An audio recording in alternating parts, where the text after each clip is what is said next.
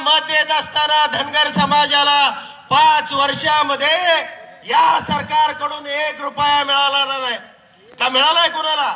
हात वर करा कुणाला मिळाला असेल तर. एकही माणसाला या 4.5 वर्षामध्ये 100 रुपयाचा लाभ मिळालेल्या धनगर समाजाने हात वर करावा. आपण मत तर दिलेत का नाही? या राज्याचे मुख्यमंत्री सांगतात की धनगर समाजामुळे हे राज्य आलेलं आहे. मात्र मित्रांनो, हे राज्य गेलं तर पुन्हा 50 वर्ष अशी उन्हात ताटकळत बसावं लागल का नाही लागणार?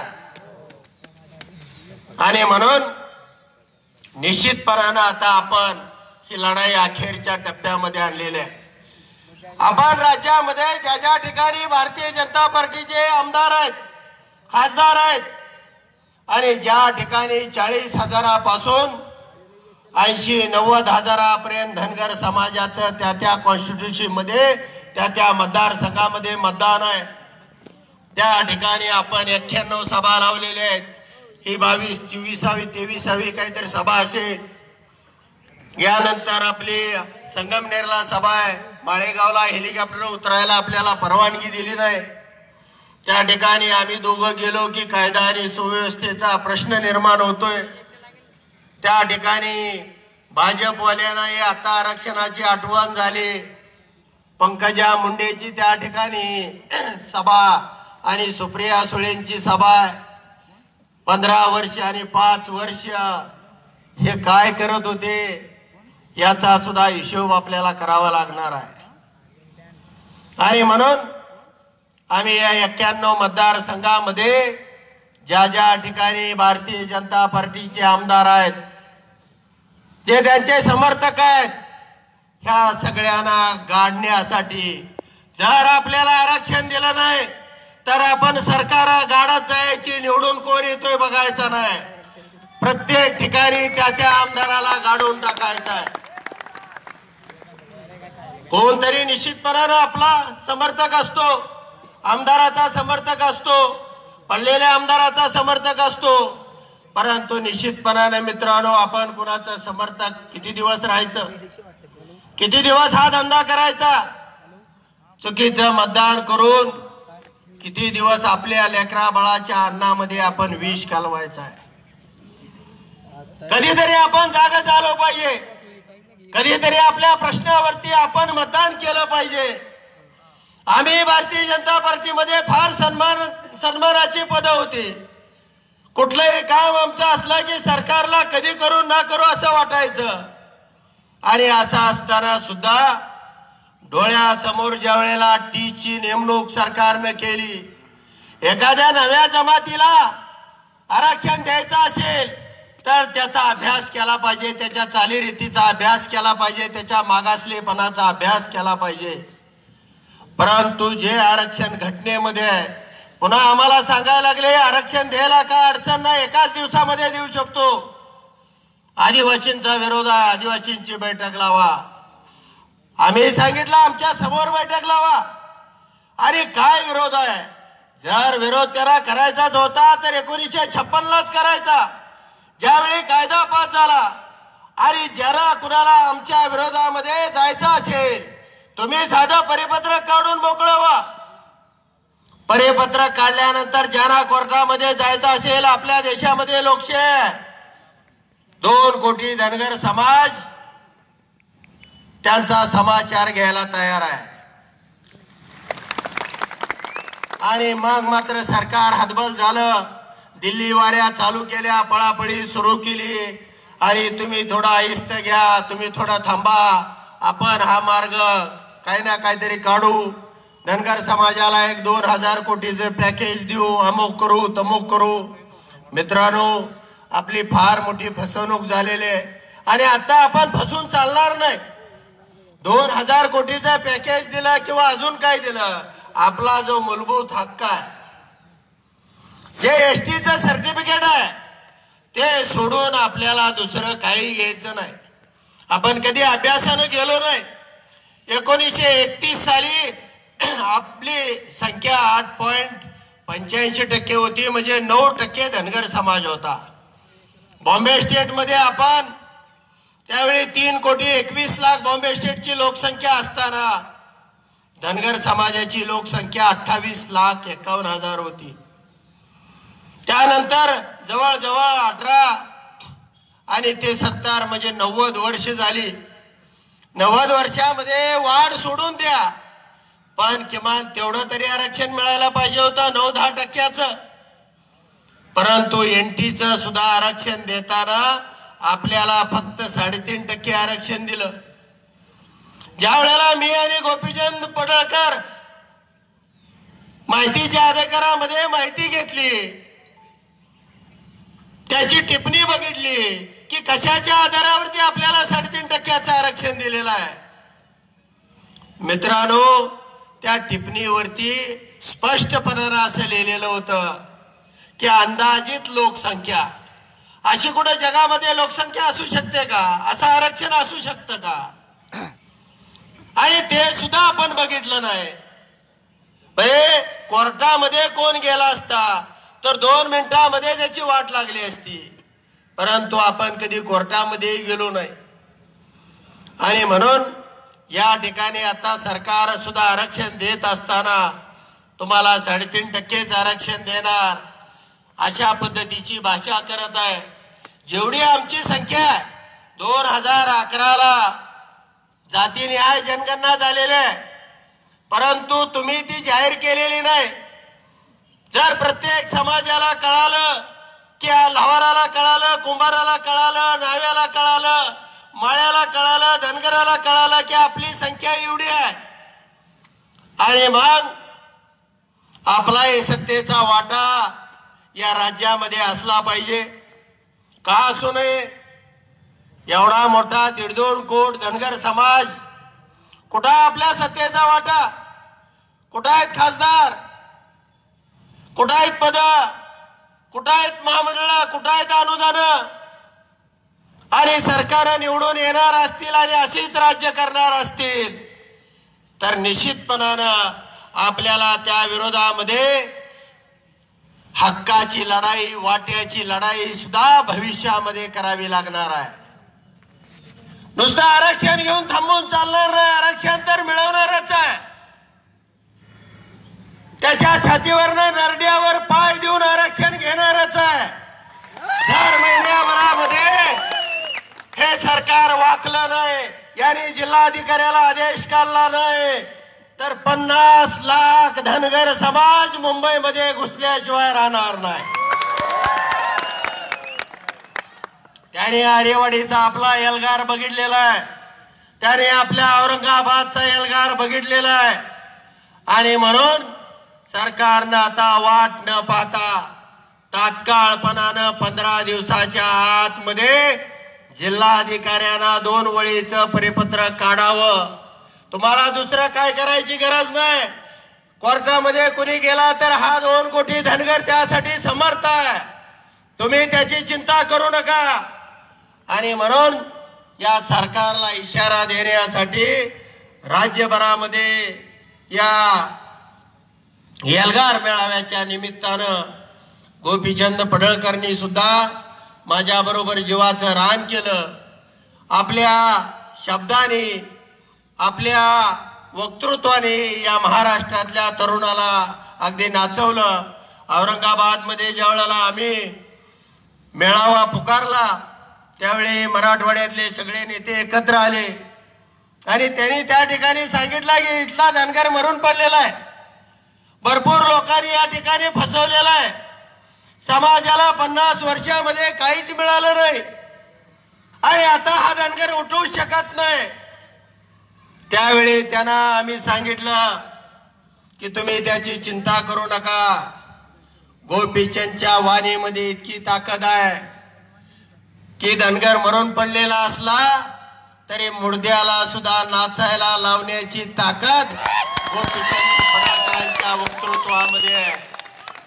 आम्ही वाडीवरती गेलो, वस्तीवरती गेलो, प्रत्येक गावामध्ये गेलो. 2 महिने पायाला भिंगरी बांधून मराठवाड्याच्या 9 जिल्ह्यामध्ये अगदी बुलढाण्यापर्यंत आलो.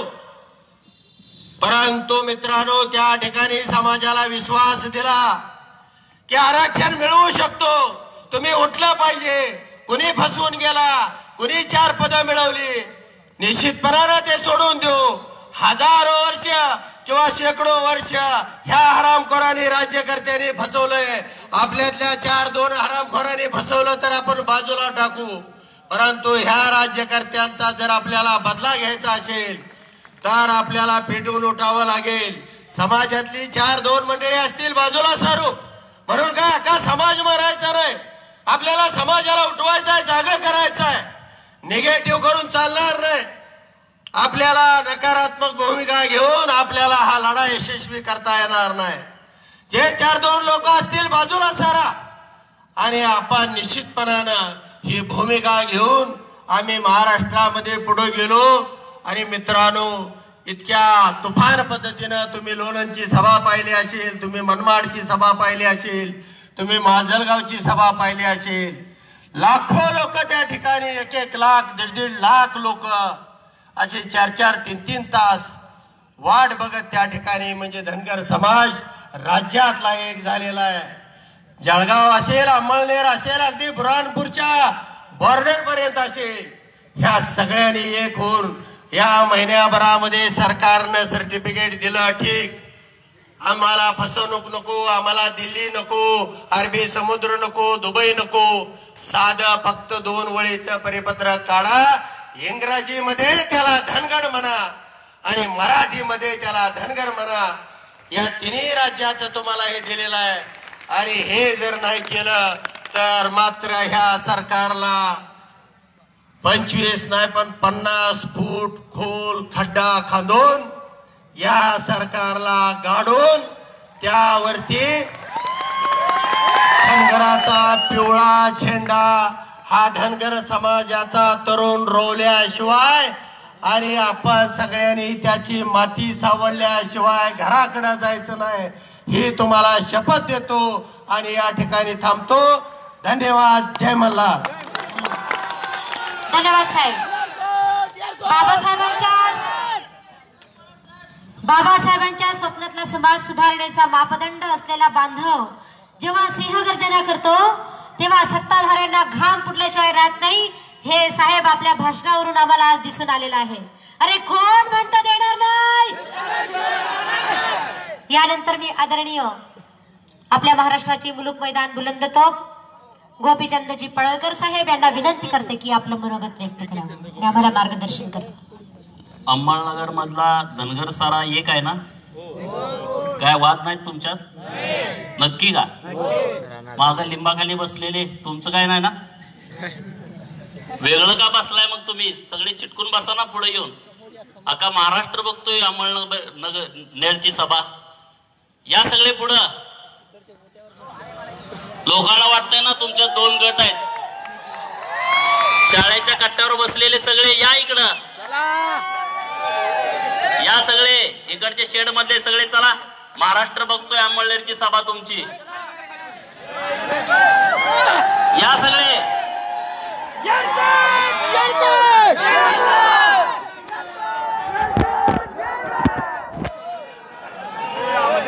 सगळे सगळे पुढे या. एकही माणूस थांबू नका. 20 मिनिटात सभा संपवायची आहे. सर्व तरुणांनी खाली बसा. आणि पुढे नाही आला तर 2 तास भाषण करणार आहे मी.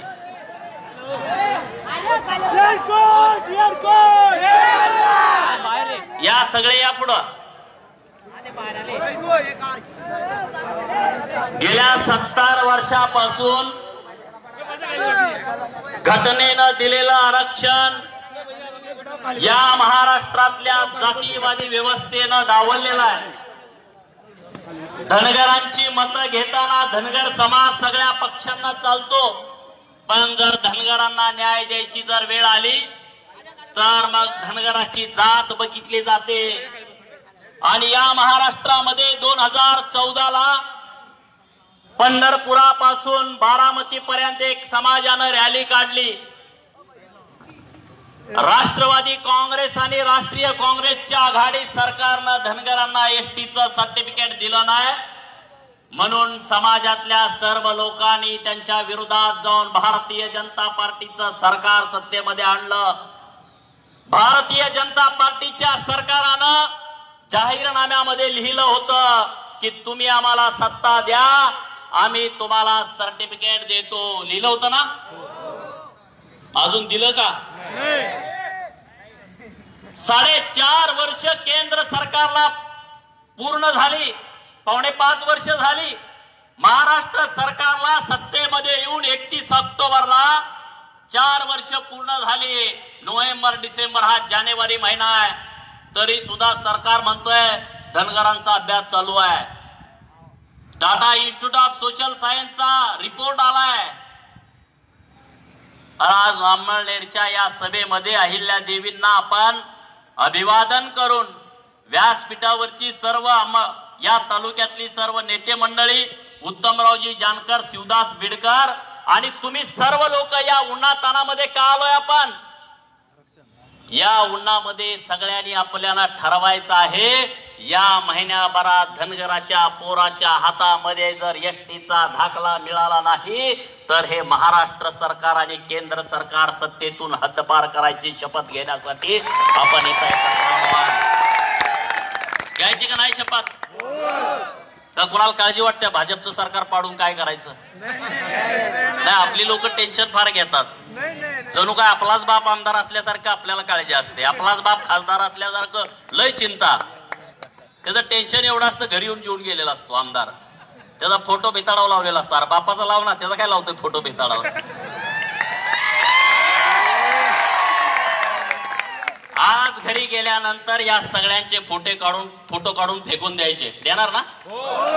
आईचा आणि बापाचाच फोटो लावायचा, अहिल्यादेवीचा, यशवंतरावाचा लावायचा, शिवाजी महाराजांचा, महात्मा फुलेंचा लावायचा, अण्णाभाऊ साठेंचा, डॉक्टर बाबासाहेब आंबेडकरांचा फोटो लावायचा.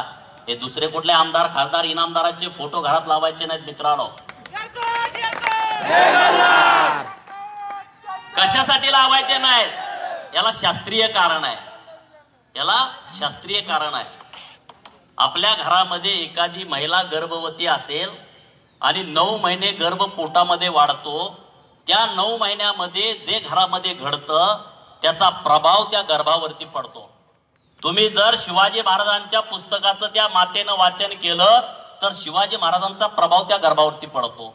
अहिल्यादेवीचा, जिजाईचं जर वाचन केलं तर त्या मुलीच्या गर्भावरती अहिल्यादेवीचा, जिजाईचा प्रभाव पडतो, सावित्रीबाईचा प्रभाव पडतो. तुम्ही जर घरात पुढाऱ्याचे फोटो लावले, ते जर त्या मातेनं बघितलं तर त्याचा प्रभाव त्या गर्भावरती पडतो.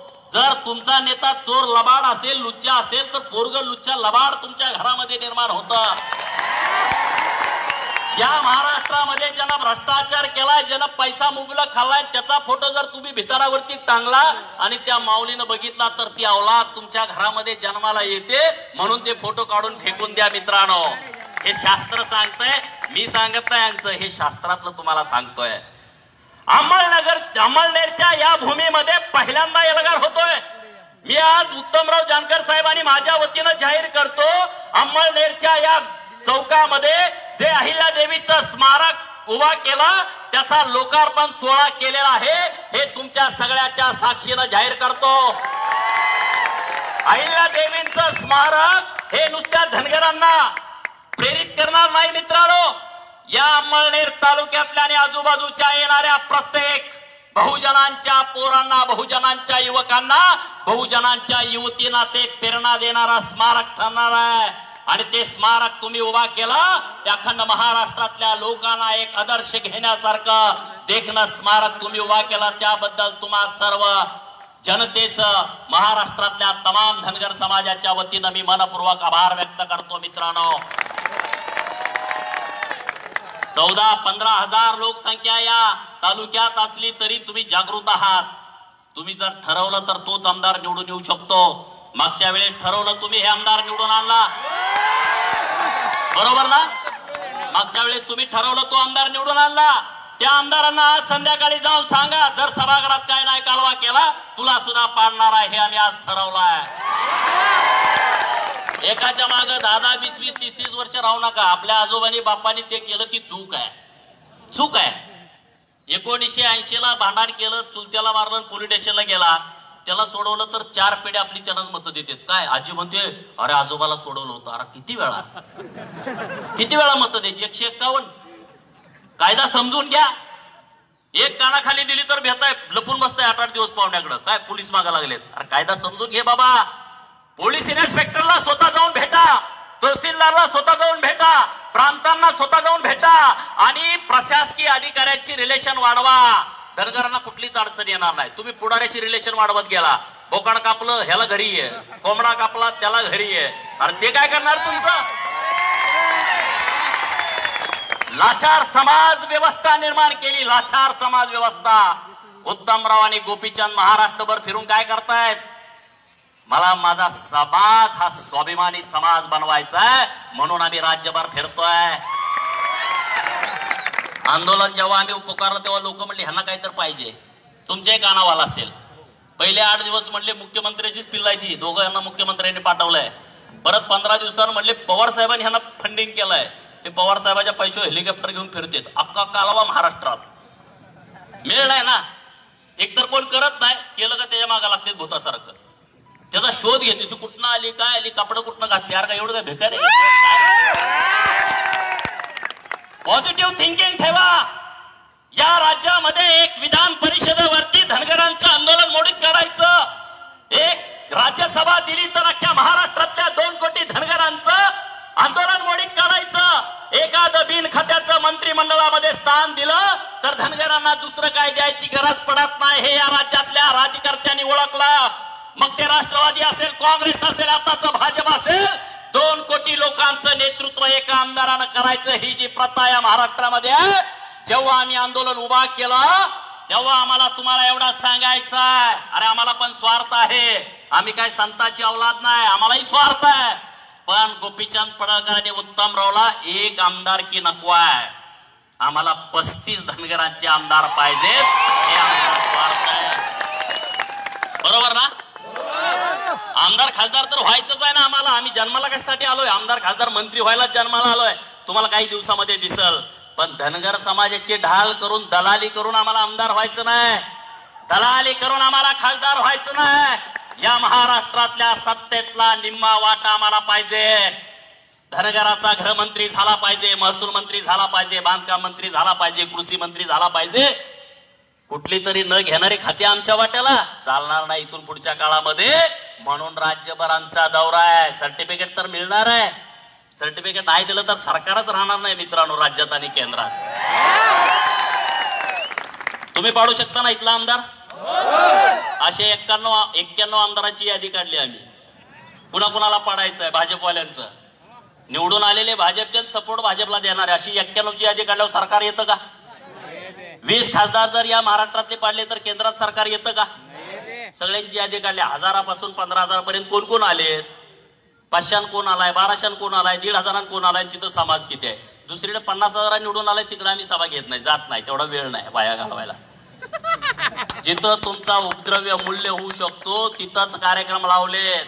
आणि तुम्ही आज संध्याकाळी इथल्या व्यवस्थेला सांगा, खासदारांना आणि आमदारांना, जर तुम्ही एसटीच्या सर्टिफिकेट विषयी जर भाषा नाही बोलला, जो धनगर हित की बात करेगा वही देश पे राज करेगा.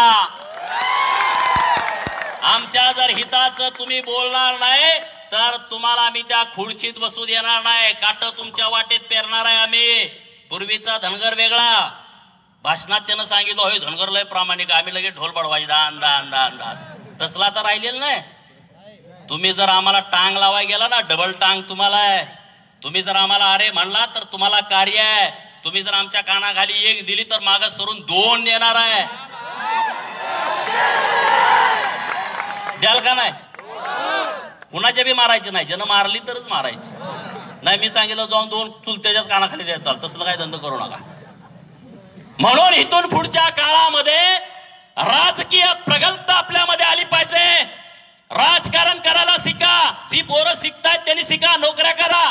जे व्यवसाय करतायत त्यांनी व्यावसायिक व्हा. पण माझ्यासारखी मोकळी फिरतेत ना, त्यांनी या राजकारणामध्ये यायला पाहिजे. राजकारणामध्ये तुम्ही पदाधिकारी व्हायला पाहिजे. अरे जर तुमच्या दारातला डांबावरचा 50 रुपयाचा बल्ब गेला तर तुम्ही चढून डांबावरती बसू शकत नाही. तुम्ही नगरपालिकेकडे जाता, ग्रामपंचायत हद्दीत राहत असाल तर सरपंचाकडे जाता. माझ्या दारातला बल्ब गेलाय, दार तुझं, अंगण तुझं, घर तुझं, डांबावचा बल्ब वाचवायचा अधिकार तुला नाही. तुम्हाला सरपंचाकडे किंवा नगराध्यक्षाकडे जावं लागतं, नगरसेवकाकडे जावं लागतं. तुमच्या अंगणातला रस्ता जर कॉन्क्रिटीकरण करायचं असेल तर गल्लीतली लोक पैसे काढून रस्ता कॉन्क्रिटीकरण करत नाहीत. सरपंचाकडे जातात, नगराध्यक्षाकडे जातात, आमदारकडे जातात, आमच्या गल्लीतला रस्ता करा. आमच्या गल्लीत गटार नाही, दारामध्ये गटार तुंबले, आमचं गटार बांधून द्या. 2 लाखाचं गटार असतं, तुमची 100 घरं असतील तरी सुद्धा तुम्ही करत नाही, कारण ते सगळं राजव्यवस्थेतनं केलं जातं. जर तुमच्या दारातला डांबावरचा बल्ब बसवायला सुद्धा तुम्हाला राजकर्त्याकडे जावं लागतं. तुमच्या दारातलं गटार तयार करायला सुद्धा तुम्हाला राजकर्त्याकडे जावं लागतं. तुमच्या बिरोबाच्या मंदिराच्या समोरचा सभामंडप टाकायला तुम्हाला आमदाराकडे, खासदाराकडे जावं लागतं. तुमच्या गल्लीतला रस्ता बसवायला तरी तुम्हाला त्या व्यवस्थेकडे जावं लागतं. मग तुम्ही का पुढारी होत नाही? तुम्ही कशासाठी मागे पडताय? राजकारण लय वाईट असतं. अरे सगळे राजकारणातच घडतं, ते तुम्ही करा. जर तुम्ही राजकारण नाही केलं ना, तुम्हाला काळं कुत्र सुद्धा विचारणार नाही. राजकारण जर तुम्ही नाही केलं तर, आजपर्यंत आपल्या लोकांनी हेच केलं, अहिल्या जयंती राजकारणावर बोलू नको. मग ते काय कीर्तनाचा कार्यक्रम आहे? कशाला एकत्र यायचं? जर तुमच्यामध्ये विचार मंथन होणार नसेल तर तुम्ही एकत्र कशासाठी यायचं? म्हणून भारतीय जनता पार्टीच्या सगळ्या पदाधिकाऱ्यांना सांगून ठेवा, अरे या धनगराच्या जीवावरती तुम्ही महाराष्ट्रामध्ये सत्ता भोगता, या धनगरांच्या जीवावरती या महाराष्ट्रामध्ये मंत्रिमंडळ निर्माण करता आणि मग धनगराच्या वाट्याला उपेक्षा देता. धनगरांना तुम्ही काय न्याय देता, काय सन्मान देता, अपमान करता?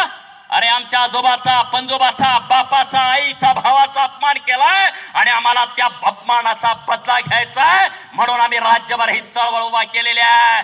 जर जिथं तुम्हाला स्वाभिमान मिळत नसेल, जिथं तुम्हाला अपमानित व्हावं लागत असेल तर ते पक्ष आणि पार्ट्यांमध्ये तुम्ही राहायचं नाही. त्या पक्षाने पार्ट्या गेल्या उडत, त्या पार्ट्यामध्ये काय किंमत आहे?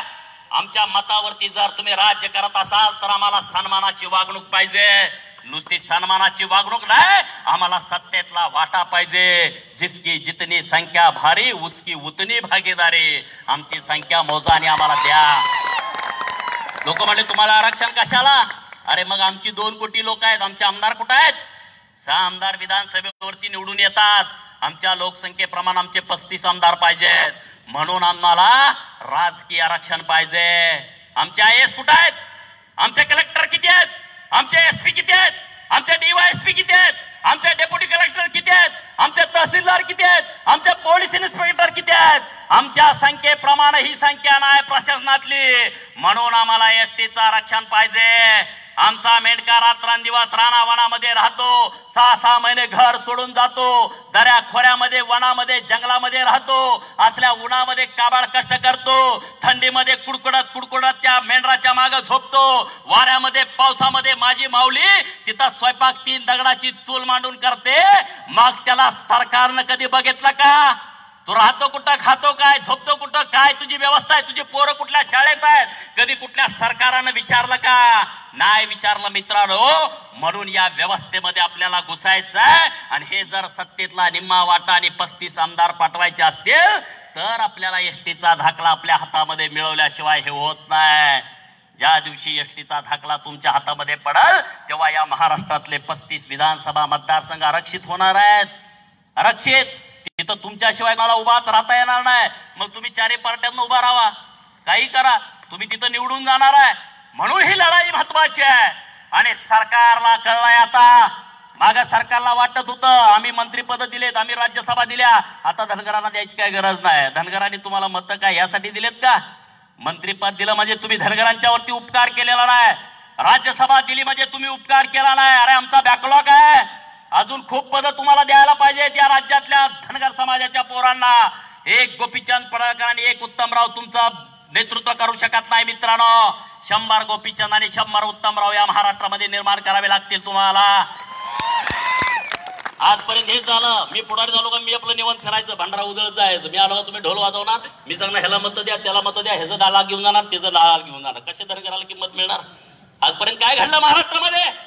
धनगरांच्या मताचा बाजार मांडला काही लोकांनी आणि तो बाजार आपल्याला करू द्यायचा नाही. मताचं राजकारण झालं पाहिजे, बाजार झाला नाही पाहिजे. आणि म्हणून तुम्ही जागर हवा.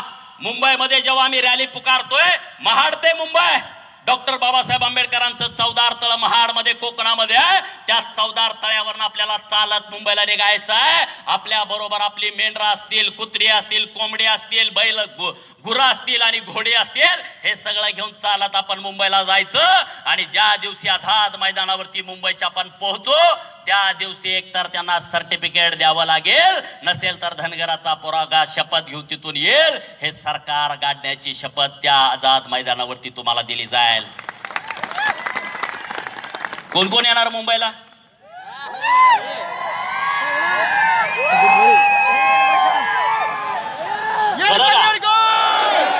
बघा, शूटिंग करून घेतलंय, बघणार आहे आम्ही. 7 दिवस फक्त तुम्ही वेळ द्या. किती दिवस? 7 दिवस फक्त तुम्ही वेळ द्या. गोपीचंद पडळकर आणि उत्तमराव जानकर राहिलेलं आयुष्य तुमच्यासाठी द्यायला तयार आहे. फक्त 7 दिवस वेळ द्या. हे जे 70 वर्ष अडकलेला एसटीचा धाकला आम्ही घेऊन येतो, पण 7 दिवस ताकदीनं या. मेंढर दुसऱ्याकडे शेजारच्याकडे द्या, बैल त्याच्याकडे द्या, गुरं द्या, त्याची राखात 8-15 दिवस. तो लग्नाला गेला, मातेला गेला, त्याला म्हणून तुझं मी राखतो. पण मी जेव्हा एसटीच्या आरक्षणासाठी मुंबईला जाईल तेव्हा तू माझ्या घराकडे बघायचं. 7 दिवस वेळ द्या. या महाराष्ट्रातली राजकारती जमात तुम्हाला मी दाखवून देतो. राजकारती जमात. औरंगाबादचा कार्यक्रम झाला, आरेवाडीचा कार्यक्रम झाला, पुण्याचा कार्यक्रम झाला. या राज्यामध्ये अनेक सभा होतात. 91 सभांचं आम्ही नियोजन केलंय आणि त्या 91 सभा यासाठी आहे की तुम्हाला एका उंचीवरती घेऊन जायचं आहे. एका उंचीवरती तुम्हाला घेतल्याशिवाय कुठलंच राजकारण झालं नाही पाहिजे. ना नगरपालिकेचं झालं पाहिजे, ना आमदारकीचं, ना खासदारकीचं, ना जिल्हा परिषदेचं, ना पंचायत समितीचं किंवा ना ग्रामपंचायतचं. तुम्हाला विचारलंच पाहिजे. ही व्यवस्था धनगर समाजाच्या आरक्षणाच्या अखेरच्या लढ्यामध्ये आहे का नाही? वाटतंय का नाही तुम्हाला? तुम्हाला काही किंमत आल्यासारखं वाटतंय का नाही? अरे जे कोण चहा पी म्हणत नव्हती ती चहा कॉफी नाश्ता कर म्हणतंय. त्याला माहित आहे बावारलंय, काय तर करू शकतंय. करतंय का नाही? आमदार मताला येतंय, पाया पडतंय, चपल्या काढू देत नाही, पण परत गेल्यावर तोंड काळा करतोय. का? धनगर आहे. अरे काय मत घेताना तू वाटत नाही? मत घेताना तुला चपल्या न काढता सुद्धा पाय पडतोय, तेव्हा आज वाटत नाही. पण तिकीट मागाय गेलो ती जात विचारतोय, ह्यो कुठल्या जातीचा आहे, तो कुठल्या जातीचा आहे, ह्यो कुठल्या धर्माचा आहे, ह्यो दलिताचा आहे, ह्यो वंजाऱ्याचा आहे, ह्यो धनगराचा आहे. काय तिकीट देताना मत घेताना सगळ्यात चालतंय, अजिबात वाटत नाही ते. हे गणित तुम्हाला बिघडवायचं आहे महाराष्ट्रातलं. हे जे प्रस्थापित आहेत 200-250 घरांनी या महाराष्ट्रामध्ये, बाप गेला का पोरगा, पोरगा गेला का नातू, पोरगा नसला का पुतण्या, पुतण्या नसला का पुतणी, हे जे 200 घरांनी या महाराष्ट्रावरती राज्य करतात, हे प्रस्थापित घरांनी तुम्हाला नेस्तनाबूत करायचे आहेत. यांच्या छताळावरती नाचण्यासाठी तुमचा जन्म झालाय. थया थया थया नाचा प्रस्थापिताच्या छताळावरती, आणि त्यासाठी तुम्हाला जन्म घेतलाय तुम्ही. नाहीतर मेला तर कोण तुम्हाला विचारतंय? कोणी सुद्धा विचारत नाही. पूर्वी थडगी तर बांधते आपल्या बापजाऱ्यांची, तुमची थडग सुद्धा पोरग बांधणार नाही. सगळं बदल झालाय. जन्माला आलो काय, मेलो काय? जन्माला आलोय तर वाघासारखं जगा, लाचारासारखं जगू नका. हे ठरवा काय करायचंय आपल्या मनामध्ये. आणि ज्या दिवशी तुम्ही ठरवाल ना की या महाराष्ट्रामधलं आम्हाला राजकारण करायचं आहे, त्या दिवशी या महाराष्ट्रातलं राजकारण तुम्हाला विचारल्याशिवाय होत नाही मित्रांनो. हेच आपल्याला कळलं नाही, म्हणून 70 वर्ष असलेलं आरक्षण आपल्याला दिलं नाही सरकारनं. सरकार म्हणते आदिवासी बिघडलाय. अरे कोण आदिवासी? आम्ही आदिवासी आहे, आम्ही भटके आदिवासी आहे, तो आदिवासी आहे. अरे आम्ही त्यांचा भाव आहे. कशाला तुम्ही आदिवासींना पुढे घालता? आदिवासींचा विरोध आहे का? आदिवासींनी घटना लिहिली का? धनगरानं लिहिली का? कुठल्या मुख्यमंत्र्यांनी लिहिली? कुठल्या मंत्र्यानं लिहिली? जो घटनेनं अधिकार आदिवासींना दिलाय तोच घटनेनं अधिकार या महाराष्ट्रातल्या धनगरांना दिलाय. म्हणून आदिवासीचं आपलं भांडण नाही मित्रांनो. ज्या ज्या संख्येनुसार आदिवासी आहेत, 1,05,00,000 आदिवासी या महाराष्ट्रामध्ये आहेत आणि त्यांच्या लोकसंख्येनुसार 25 आमदार आरक्षित आहेत. त्यांच्यावरती कुठलाही धनगरांना आरक्षण दिल्यानं अन्याय होणार नाही. आणि जेव्हा धनगरांना एसटीचं आरक्षण मिळेल तेव्हा आपली संख्या मोजली जाणार आहे आणि आपली जेवढी संख्या आहे तेवढ्या पट्टीमध्ये आपले मतदारसंघ आरक्षित होणार आहेत. या महाराष्ट्रातल्या सगळ्या तग्यांचे मतदारसंघ आरक्षित होणार आहेत, म्हणून ते घाबरलेले आहेत. तुम्हाला धनगरांना आरक्षण द्यायला त्यांची कुठली अडचण नाही मित्रांनो. मला एक जणाचा फोन आला, तुम्हाला सगळ्या सुविधा देतो, आणि मी म्हणलं राजकीय आरक्षण ते देता येत नाही. अरे आम्हाला राजकीय आरक्षण पाहिजे, आम्हाला सुविधा ते मिळतीलच. आम्हाला राजकीय आरक्षण महत्वाचं आहे. कोण म्हणतोय 3.5% द्या? हे होत नाही 3.5% बिक्के. हे 1989 आमची फसवणूक केली तुम्ही. या राज्यामध्ये आमची संख्या मोजा. तुम्ही जनावर मोजताय, मेंढरं किती आहेत, कोंबड्या किती आहेत, गुरं किती आहेत, बैल किती आहेत, या राज्यामधल्या जनावरांची संख्या मोजली जाते, पण माणसाची संख्या मोजली जात नाही. या राज्यात ब्राह्मण किती आहे, मराठा किती आहे, बौद्ध, चांभार, कुंभार, ढोर, नावी, साळी, तेली, कोष्टी, वंजारी, हटकर, धनगर, सनगर, रामोशी, वडर, बेडर, मुसलमान, लिंगायत, परेड, गडशाचं, डवऱ्याचं, लोणाऱ्याची पोरं किती आहेत, कोळ्याची किती आहेत, माकडवाल्याची, कुंच्याची किती आहेत, मोजत नाही. कोंबडी कुत्री मोजतय सरकार, पण माणसं मोजत नाही. अरे आमची माणसं मोजा आणि मग आम्हाला तेवढं आरक्षण द्या. 3.5% आरक्षण आम्ही घेणार नाही. म्हणून 2 महिने जागा राहावा, 2 महिने जागा राहावा. 2 महिन्यात जर झोपला ना, आयुष्यभर तुम्हाला कोणी आरक्षण देत नाही. ही काळच महत्वाचा आहे. रात्र वैऱ्याच्या सर्टिफिकेट मिळालं तर ह्या लोकसभेच्या आचारसंहितेच्या अगोदर, नाहीतरी आपल्याला देणार नाही. जर परत मोदींचं सरकार आलं ते म्हणा धनगरांच्या व्यतिरिक्त येत आहे, यांना आरक्षण द्यायची गरज नाही. जर आघाडीचं सरकार आलं, हे 2014ला मोदी बरोबर गेलते, ह्यांना द्यायची काय गरज नाही, मग कुणाकडे जाणार? कुपावच्या दोडक्यासारखी आपली अवस्था होईल. म्हणून जागा राहावा. आणि काय आमिष देतात ना लोक, नेतृत्वाला आमिष दिलं का नेतृत्व वाढतंय. एक गोष्ट सांगतो, अकबर बिरबलाच्या दरबारामध्ये एकदा असा दरबार भरला होता आणि अकबरांना वाटलं की मी काहीतरी वेगळं करू शकतो, त्याला कॉन्फिडन्स होता. आणि एके दिवशी त्यानं काय केलं, मांजरं सगळी बोलवली. मांजरं, तुम्हाला माहिती आहे ना, मांजरं एका जागेवर बसतं का कधी, सारखं पळतं इकडं तिकडं. पण अकबर म्हणला की मांजरं एका जागेवर थांबवतो. आणि मांजरं सगळी अशी लाईनीत उभा आणि मांजराच्या हातात ताटामध्ये आरती लावलेली. मांजराशी 2 पायावरच उभा, अशी ऍक्शन मध्ये, हलत नव्हती अजिबात दरबारातनं. आणि बिरबलाला म्हणला बघा कसं आहे, आपल्याकडे एवढी पॉवर आहे, मांजरा एका लाईनीत उभा आहेत, ते हलत सुद्धा आहेत.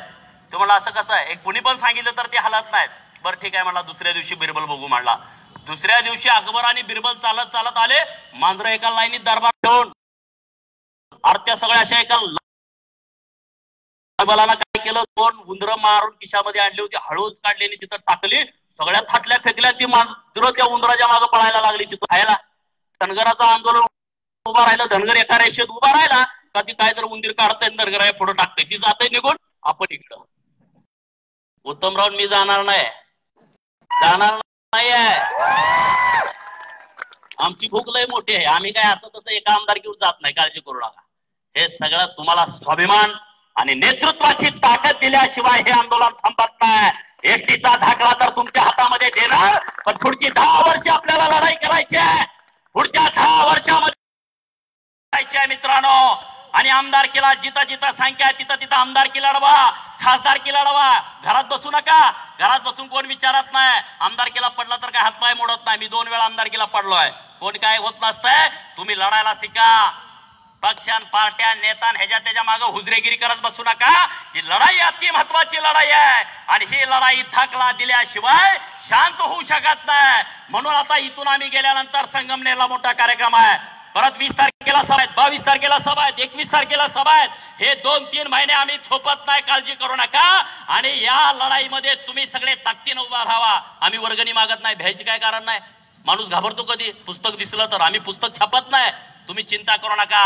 फक्त तुमचं प्रेझेंटेशन महत्वाचं आहे. तुम्ही तिथं उपस्थित राहणं महत्वाचं आहे. नाही दुसरी ताकद काय धनगराकडं. मित्रांनो, जर या भाजपच्या सरकारला भीती दावायला तुमच्याकडे आमदार नाही. 2 आमदार भारतीय जनता पार्टी मधून, एक अनिल गोटे, तर त्यांनी अत्याचार केला. अनिल गोटेंच्या वरती अत्याचार केला. त्यांना वाटलं असेल की अनिल गोटे, अरे अनिल गोटेंच्या वरती तुम्ही अत्याचार केला, ह्याचा अर्थ तुम्ही 2019ला स्वतःचा डबरा काढून घेतलाय. तुम्हाला त्यात पुरणार आहे आम्ही. अनिल गोटेंच्या मतदारसंघामध्ये आमची संख्या नसेल, पण महाराष्ट्राच्या मतदारसंघामध्ये आमची संख्या आहे ना. अनिल गोटेंना तुम्ही डिवचताना इकडं तुम्हाला आम्ही सुट्टी देत नाही. तुम्ही समजू नका. अनिल गोटेंचा आम्ही पराभव केला. अरे अनिल अण्णांसारख्या माणसावर अन्याय करता म्हणजे धनगरांची तुम्हाला किती किंमत आहे. काय किंमत आहे तुम्हाला. अरे आमच्या मतावरती राज्य करता तुम्ही. 5 रुपयाचा फंड दिला नाही धनगरांना. काय आरक्षणाची भाषा करता. आरक्षण तर आमचा अधिकार आहे, कारण तुम्ही आम्हाला शब्द दिलाय आणि आम्ही तुम्हाला मतदान दिलंय. आम्ही तुमच्याकडे भीक मागत नाही. अरे मागून भीक मिळते. तुम्ही अंमळनेरच्या स्टँड वरती एखाद्या भिकाऱ्याला 200-500 रुपये दिले असा कोण माणूस आहे का इथं. मागून 5 रुपयाची भीक मिळते, अधिकार मिळत नाही. राजसत्ता आणि राजपाट कधी मागून मिळत नसतो, तर तो नेहमी हिसकावून घ्यायचा असतो. आणि त्या तयारीला तुम्ही लागा. हे हिसकावून घ्यायचं आहे आणि ते आपलं आहे. ते काय दुसऱ्या तिसऱ्याचं नाही आहे, ते आपला अधिकार आहे. म्हणून तुम्ही निश्चितपणे आज जो इथं अंमळनेरमध्ये कार्यक्रम घेतला, हा कार्यक्रम महाराष्ट्रातल्या लोकांना एक दिशा देणारा कार्यक्रम आहे इतक्या उन्हामध्ये, आणि पहिलाच कार्यक्रम असा होता इथं. निश्चितपणे मी तुमचं मनपूर्वक अभिनंदन करतो, आभार व्यक्त करतो, तुम्हा सगळ्यांना शुभेच्छा देतो आणि अहिल्यादेवींच्या चरणी नतमस्तक होऊन तुम्ही ठरवा की एसटीचा थाकला घेतल्याशिवाय या आंदोलनात आम्ही माघारी घेणार नाही. जे कोण लोक आले नसतील त्यांना सुद्धा या आंदोलनाचं महत्व पटवून द्या. आमचा मान सन्मान सत्कार केला त्याबद्दल तुमच्या सर्व कमिटीचं मी मनपूर्वक आभार व्यक्त करतो आणि थांबतो. जय मल्हार, जय भारत. धन्यवाद साहेब. धनगराच्या पोरा आता लढायला शिक, मरायला नाही तर मारायला शिक. अशा पद्धतीने साहेबांनी या ठिकाणी आपले विचार व्यक्त केलेले आहेत. साहेबांचं व्यक्तिमत्व असं आहे मित्रांनो, जहाँ घुटते हैं तो सूली पर भी नींद आती नहीं, जहाँ घुटते हैं तो सूली पर भी नींद आती नहीं, वक्त आ जाए तो अंगारों पे सो जाते हैं हम, दफन होकर खाक में दफन रह सकते नहीं, लाला हो गुल बन के वीरानों पे छा जाते हैं हम. अशा पद्धतीने साहेबांनी आपल्याला बळ दिलेला आहे मित्रांनो. एकच छंद, म्हणून साहेबांच्या पाठीमागे आपल्याला ताकदीनं उभं राहायचं आहे आणि त्यांनी ज्या ज्या ठिकाणी सांगितलं त्या ठिकाणी मोठ्या संख्येनं हजर राहायचं. बंधूंनो, एवढे सांगते, साहेब आमच्यावर असाच लोभ आपण सदैव असू द्यावा. ज्या वेळेला आम्ही आपणास हाक देऊ त्यावेळेस आमच्या हाकेला आपण ओ द्या, एवढीच मोफत अपेक्षा मी आंबेडकर धनगर समाजातर्फे व्यक्त करते आणि थांबते.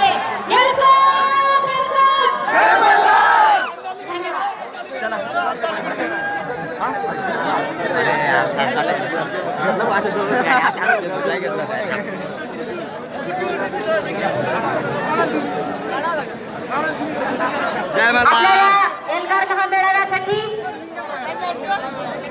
आदरणीय श्री पडळकर साहेब, की ज्यांना आपण आपल्या महाराष्ट्राची जुलूम मैदान बुलंद तोफ म्हणतो, ते उपस्थित राहिले आणि आपलं रक्त करेपर्यंत आपल्याशी त्यांनी मार्गदर्शन केलं, सुसंवाद केला. त्यांचं मी अंबरनाथच्या धनगर समाजाच्या वतीने हार्दिक आभार व्यक्त करते. त्यानंतर त्यांची सावली म्हणून राहणारे आदरणीय उत्तमराव जानकर साहेब हे सुद्धा इथे आले. त्यांनी आपले विचार व्यक्त केले, आपल्याला मार्गदर्शन केलं. त्यावेळी मी